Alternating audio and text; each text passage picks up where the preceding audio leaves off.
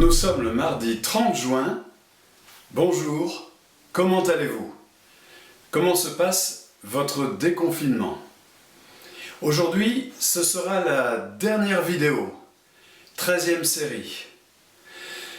3 invités, 3 jeunes invités.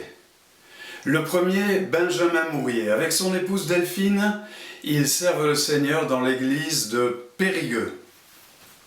Il vous demandera quel déconfinement vous allez choisir.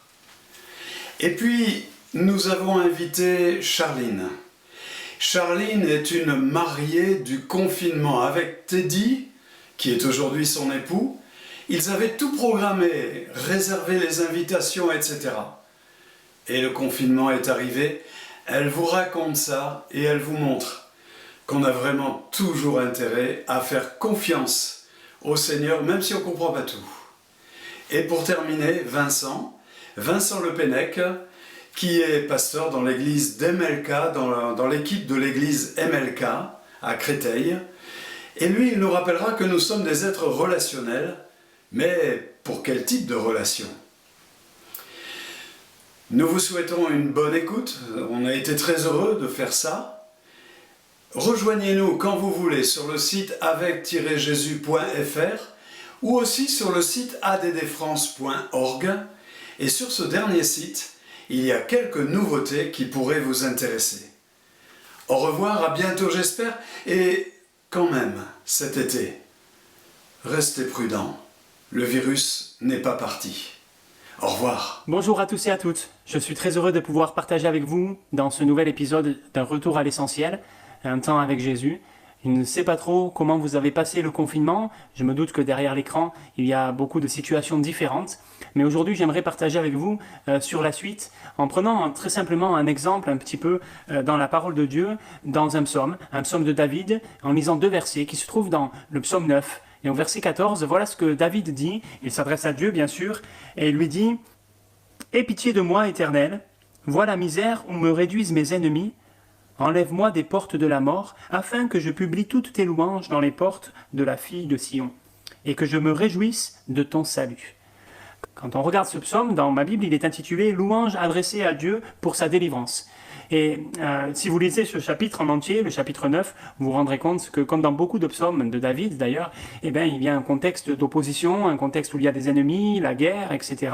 Et d'ailleurs, me faisait penser en lisant ce texte un petit peu à ce que nous a dit notre président, nous sommes en guerre. Et du coup, je me disais, David, la manière dont il réagit ici nous apprend beaucoup, parce que ce qui est interpellant, c'est de voir que dans ce que dit David, Dieu opère une délivrance, toujours Dieu opère une délivrance, mais de voir aussi ce que David demande à Dieu. Il lui dit, aie pitié de moi, vois ma misère, la misère où me réduisent mes ennemis, enlève-moi des portes de la mort, donc il est aux portes de la mort là, et il dit, afin que je publie toutes tes louanges dans les portes de la fille de Sion, et que je me réjouisse de ton salut.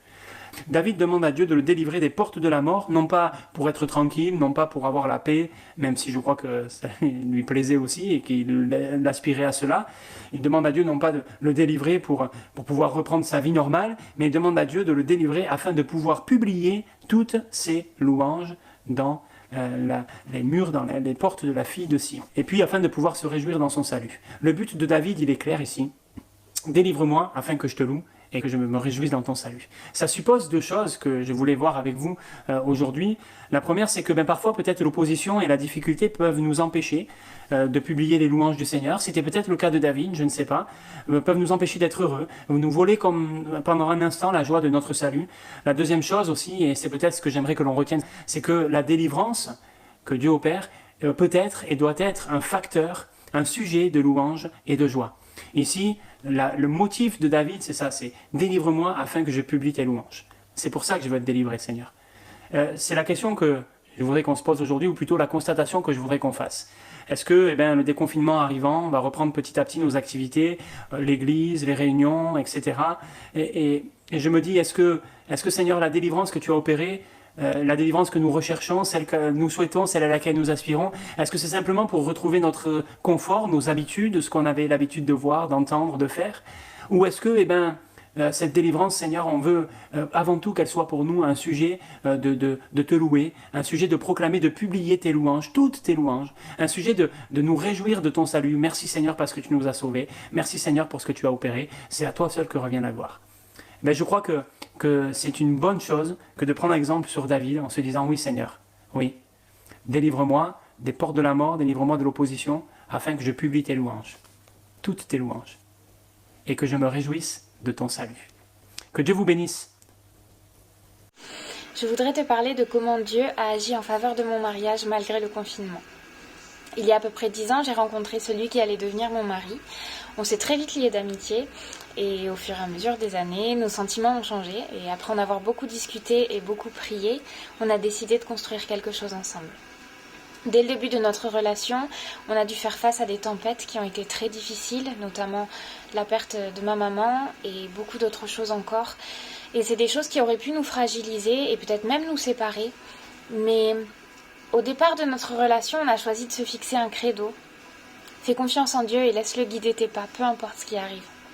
Alors c'est quelque chose qui nous suit encore jusqu'aujourd'hui et tu vas voir que notre histoire en témoigne aussi. On s'est fiancés et on a décidé d'organiser une grande fête avec beaucoup de monde pour en avril 2020. Et nous devions ensuite partir en voyage de noces en Italie. Tu t'en doutes, les choses ne se sont pas passées comme prévu. Début mars, on a appris que la situation en Italie était très critique par rapport au coronavirus. Donc on a décidé de reporter notre voyage de noces. C'était pas grave, ça pouvait se faire plus tard. On a continué à organiser notre mariage jusqu'au moment où, un petit peu moins d'un mois avant la date prévue, le président de la République a annoncé le confinement et que les rassemblements étaient interdits.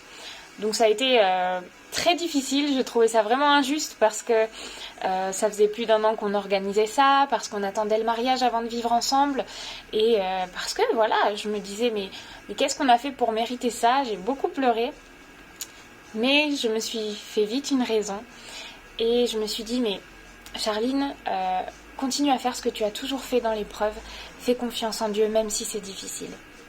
Et le Seigneur, pendant le confinement, nous a beaucoup parlé au travers du livre d'Ecclésiaste, qui nous disait qu'il y a un temps pour tout, qu'à chaque jour suffit sa peine, et surtout qu'il nous disait de ne pas nous appuyer sur les choses d'ici-bas, mais vraiment de retourner à l'essentiel, de nous appuyer sur Jésus.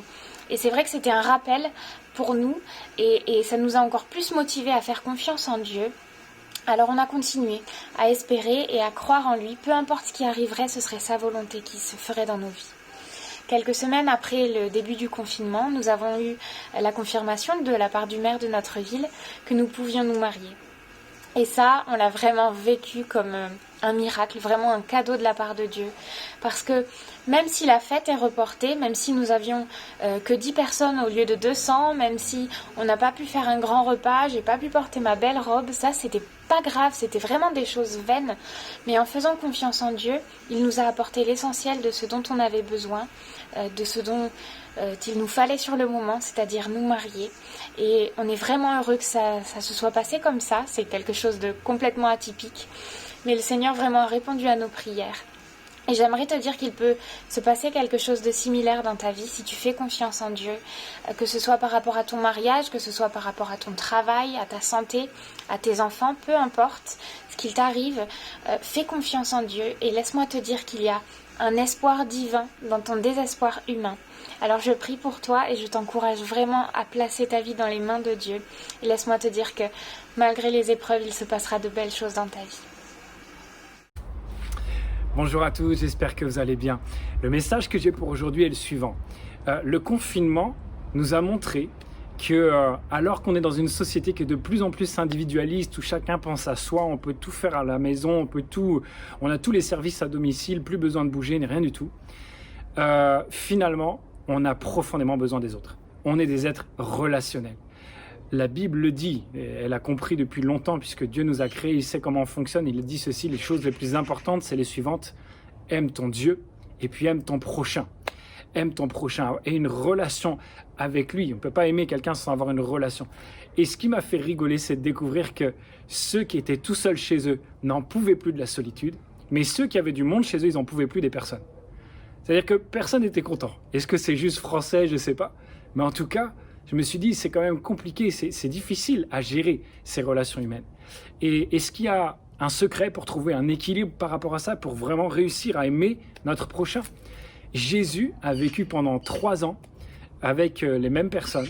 Et comment est-ce qu'il a fait en fait pour s'en sortir? Et la Bible nous dit à plusieurs reprises qu'il prenait des temps tout seul avec son Père. C'est-à-dire que ceux qui sont avec des personnes, ils ont besoin d'avoir du temps tout seul un petit peu pour pouvoir souffler. Ceux qui sont tout le temps tout seuls, ils ont besoin d'avoir des relations avec les personnes. Et prioritairement, nous avons besoin d'avoir une relation avec notre Père pour pouvoir continuer. Et je pense que c'est pour ça que Jésus a continué de travailler. Il n'a pas pété un câble avec des apôtres qui ne comprenaient pas tout le temps en plus de quoi il s'agissait, qui étaient à la ramasse souvent. Et il a continué de travailler avec eux grâce à ça. Et la deuxième chose que j'aimerais vous partager, c'est simplement le fait que qu'est-ce qu'on communique aux autres? Qu'est-ce qu'on leur donne? J'ai eu pendant ce confinement l'occasion de faire des capsules vidéo sur Instagram pour les jeunes de mon église. Et alors que je les ai publiées, j'ai eu mes élèves, puisque je suis prof à côté, en collège, en lycée, mes élèves ont commencé à voir ces vidéos, à les partager, à suivre le compte Instagram, etc. Et puis j'ai eu l'occasion de rencontrer un élève et il m'a dit ceci: merci beaucoup monsieur pour votre vidéo. J'ai dit ah bon, pourquoi? Est-ce que c'est juste le buzz, mon prof, il parle de Dieu? Ou alors est-ce qu'il y a plus que ça? Et en fait il dit non, en fait c'était dur le confinement et votre message il faisait du bien, c'était encourageant, ça donnait de l'espoir en fait. Et ça m'a touché, je ne m'attendais pas du tout à ce qu'ils disent ça. Et je me suis rendu compte de ceci: nous avons une espérance que le monde n'a pas. Est-ce qu'on la partage? Est-ce qu'on la répand? Ne vous privez pas, ne nous privons pas de répandre cette espérance, cette bonne nouvelle que nous avons, sans frontières, sans limites. Voilà, c'est mon message pour aujourd'hui. Que Dieu vous bénisse.